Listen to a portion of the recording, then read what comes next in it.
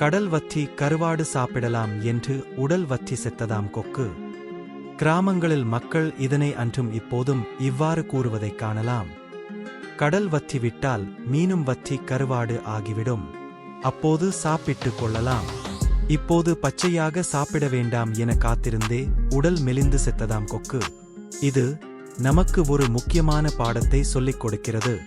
உதாரணமாக, நாம் எதிர்காலத்தில் பெரிய வாய்ப்புகள் கிடைக்கும் என்று காத்திருந்து இன்றைய நாளில் கிடைக்கும் சிறிய வாய்ப்புகளை புறக்கணிக்க கூடாது. அவற்றை பயன்படுத்தாமல் விட்டுவிடுவது நம்மை எதுவும் இல்லாமல் ஆக்கும்.